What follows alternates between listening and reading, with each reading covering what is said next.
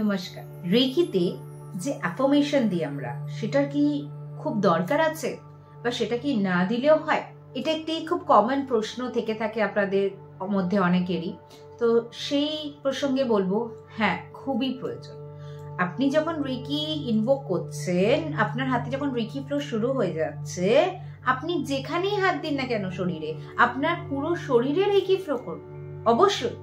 কিন্তু আপনি নিজেই ভেবে দেখুন, আপনি একটা গাইডেড ওয়েতে রেকিকে ফ্লো করাচ্ছেন বলাটা ভুল হবে, একটা গাইডেড ফর্ম রেকিকে আপনি বলে দিচ্ছেন, আর একটা কিছু বলছেন না। যখন আপনি কোথাও টাচ করছেন, রেকি অটোমেটিক্যালি ফ্লো করে। রেকি আপনার কথায় ফ্লো করবে না, রেকি নিজের মতো ফ্লো করবে, রেকি আপন গতিতে ফ্লো করে, ওই জন্য বলা হয়। কিন্তু যখনই আপনি কোনো পার্টিকুলার প্রবলেমের জন্য হিলিং করছেন, সাপোজ আপনার ব্যথা হচ্ছে, আপনার হয়তো গলায় ব্যথা করছে এবং আপনি হিলিং দিচ্ছেন, তো অবশ্যই আপনি গলার জন্য গাইড করছেন যে আমার গলা ব্যথা ঠিক হচ্ছে, রেকি শক্তি আমার দু হাত দিয়ে প্রবাহিত হচ্ছে এবং আমার গলা সম্পূর্ণভাবে ঠিক হচ্ছে। আপনি যখন গাইড করছেন রেকিকে আর কি, যে আমার এই প্রবলেমটা ঠিক হচ্ছে, তখন কাজটা কিন্তু আরো দ্রুত হবে। আপনি যদি নর্মালিও হাত রাখেন, সেই ক্ষেত্রে আপনি হেল্প পাবেন, বাট যখন সেটা আপনি আরো গাইডেড ওয়েতে বলছেন, তখন কিন্তু আরো দ্রুত হেল্প পাবেন। বেশ কয়েকটি কারণ আছে যেই জন্য রেকিতে বলা হয় যে অ্যাফার্মেশনটা কিন্তু ভীষণই প্রয়োজন। আমরা যে 3 মিনিট বা এসপিটি নিই, যেখানে হয়তো আমরা 10-15 মিনিট হিলিং নিই, সেখানে যখন আপনি রেকি শক্তিকে গাইড করছেন, আপনার প্রবলেম অনুসারে বারবার আপনি অ্যাফার্মেশন দিচ্ছেন, তখন কিন্তু আরো দ্রুত গতিতে আপনি কাজ পাবেন as compare to without affirmation যে রেকি দিচ্ছেন তার সাথে।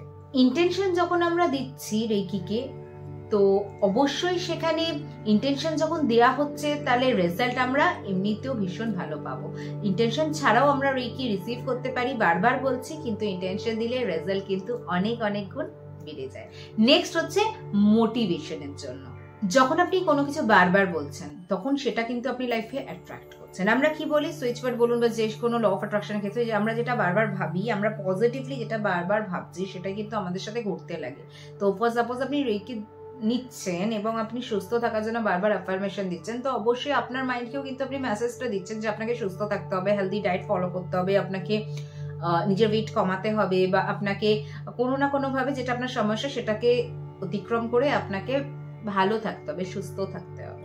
So in a way you are motivating yourself, in a way you are motivating your mind, আর সেটা আপনি লাইফে কিন্তু অ্যাট্রাক্ট করছেন। ফর সাপোজ আপনি টাকার জন্য হয়তো বলছেন যে আমার লাইফে প্রচুর টাকা আসছে, আমার লাইফে টাকার ইনকাম করার অপরচুনিটিস বেড়ে যাচ্ছে, আমি আমার মনের মতো ইনকাম করছি। তো in a way you are motivating yourself, যে আপনি সেই রাস্তায় কিন্তু নিজের জীবনে অলরেডি এগোতে শুরু করে দিয়েছেন।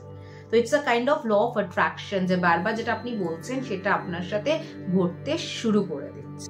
নেক্সট হচ্ছে আমাদের ডিস্ট্রাকশন হয় না। যখন আমি কোনো পয়েন্টে হিলিং দিচ্ছি অ্যান্ড কন্টিনিউসলি আমি সেই পয়েন্টে কিছুক্ষণ ধরে হিলিং দিচ্ছি, 3 মিনিট হোক বা 10-15 মিনিট হোক, তো সেখানে আমাদের মাইন্ড ডিস্ট্রাক্ট হতে লাগে। যদি আমি কোনো অ্যাফার্মেশন না দিই, মাইন্ড কিন্তু নিজের মতো অন্য থটসে কিন্তু ইন্ডালজ হয়ে যায়। এবং অনেক সময় এমন হয় যে অজান্তেই আপনি হয়তো দুটো হাতই আপনার শরীর থেকে সরে গেল, তাহলে কিন্তু রেকি সেখানে ব্রেক হয়ে গেল। তো যখন আপনি কনস্ট্যান্ট অ্যাফার্মেশন দেবেন, আপনার মন কিন্তু রেকির ওপর থাকবে, আপনার মন কিন্তু সরাসরি আপনি যে হিলিংটা করছেন সেই হিলিং পদ্ধতির ওপর থাকবে, সরাসরি রেকির ওপর থাকবে। তো সেখানে কোনো চান্স নেই আপনার মাইন্ড অন্য জায়গায় ডাইভার্ট হওয়ার। তো এক কথায় আপনার মনোযোগ নিবেশ করার এটা একটা খুব ভালো ওয়ে, যে যখন আপনি অ্যাফার্মেশন দেবেন, তখন কিন্তু আপনার মাইন্ড ওখানেই থাকবে। এমনকি যখন 12টা পয়েন্টের যে সেলফ হিলিং প্র্যাকটিসটা হয়, সেখানেও আমি বলি যে বডি পার্টের সাথে যে প্রবলেম আপনার আছে, সেই হিসেবে আপনি অ্যাফার্মেশন দিতে থাকুন। ফর সাপোজ আপনি হয়তো শোল্ডারে হিলিং দিচ্ছেন, তো আপনার শোল্ডারে যদি কোনো ব্যথা থাকে, মাসল ব্লেডে কোনো ব্যথা থাকে, সেই রিলেটেড অ্যাফার্মেশন দিন। যেখানে আপনার হাত দিচ্ছেন, সেখানে রিলেটেড যে অর্গানস আছে, আপনি সেই অর্গানস রিলেটেড পজিটিভ অ্যাফার্মেশন দিতে থাকুন। তাতে কি হয়, আপনার রেকি ফ্লোটাও খুব ভালো হয়, রেকি একদম সঠিকভাবে আপনি করছেন উইথাউট কোনো ডিস্ট্রাকশন, এবং যখন আপনি এত মনোযোগ দিয়ে করবেন, এমনিতেই আপনি কাজ পাবেন। আর আরেকটা জিনিস হচ্ছে, রেকি কিন্তু যখন আপনি পজিটিভ অ্যাফার্মেশন দিচ্ছেন রেকিতে আর কি, সেখানে কিন্তু সাবকনশিয়াস মাইন্ডকে আপনি ট্রেন করছেন, যে আপনি যেটা চাইছেন সেটাই আপনার সাথে ঘটবে। আর সাবকনশিয়াস মাইন্ড কিন্তু সবকিছু, মাইন্ড ইজ দ্য মাস্টার। আপনি যেটা মাইন্ডকে ট্রেন করবেন, সেইভাবে মাইন্ড কিন্তু ট্রেন হবে। তো আপনি যদি সাবকনশিয়াস মাইন্ডকে ট্রেন করছেন, আমি প্রচুর ইনকাম করছি, I am a money magnet, I am rich, I am getting multiple opportunities for making money. তো আপনার মাইন্ড কিন্তু সেইভাবে ট্রেন হচ্ছে। সাবকনশিয়াস মাইন্ড যখন একবার ট্রেন হয়ে যাচ্ছে, আপনার কিন্তু অর্ধেকের বেশি কাজ সেখানেই হয়ে যাচ্ছে। ওই জন্য রেকিকে 2-way হিলিং এনার্জিও বলা যেতে পারে, যেখানে আপনি রেকি শক্তির দ্বারা হিলিং তো প্রাপ্ত করছেন, আপনি রেকি শক্তি দিয়ে নিজের হিলিং তো করছেনই, কিন্তু সাথে সাথে ল অফ অ্যাট্রাকশনের কাজও হয়ে যাচ্ছে, যে আপনি সেটাকে নিজের দিকে অ্যাট্রাক্ট করছেন। তো it is working in 2-way, যে আপনার মাইন্ড সেটাকে অ্যাট্রাক্ট করছে, পজিটিভ ওয়েতে যখন অ্যাফার্মেশন দিচ্ছে মাইন্ড অ্যাট্রাক্ট হচ্ছে, এবং যখন আপনি হিলিং দিচ্ছেন হিলিংটা আপনার মাইন্ড অ্যান্ড বডি অ্যাবসর্ব করছে। তো ইটস আ 2-way সার্কেল।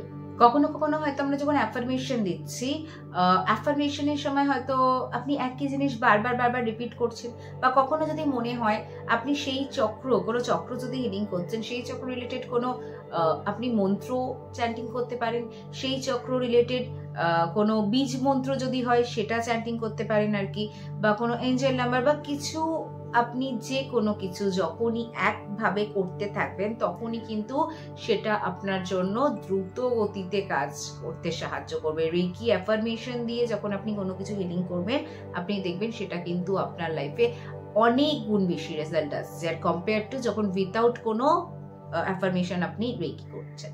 তো আশা করি বন্ধুরা ভিডিওটি ক্লিয়ার হয়েছে, ক্লিয়ার ভাবে বোঝাতে পেরেছি কেন রেকিতে অ্যাফার্মেশন এতটা ইম্পর্টেন্ট। তো এরকম আরো যদি কোনো প্রশ্ন থাকে রেকি সংক্রান্ত অবশ্যই আমাকে কমেন্ট বক্সে জানাতে পারেন। তো আজকের জন্য ভিডিওটি এখানে শেষ করছি, আবার আমি দিন দেখা হবে আপনার সাথে নতুন ভিডিও নিয়ে। টিল দেন সবাই ভালো থাকেন, সুস্থ থাকেন, দারুণ থাকুন। আর যদি আপনি রেকি শিখতে চান, উৎস রেকি, হলিফায়ার রেকি, করোনা রেকি বা কোনো ধরনের রেকি যদি শিখতে চান, অবশ্যই আমার সাথে স্ক্রিনে দেওয়া নাম্বারে যোগাযোগ করতে পারেন। অনলাইন অফলাইন দুভাবেই আমি রেকি শিখিয়ে থাকি এবং রেকি প্রচুর ভিডিওস আপনি এই চ্যানেলে পেয়ে যাবেন।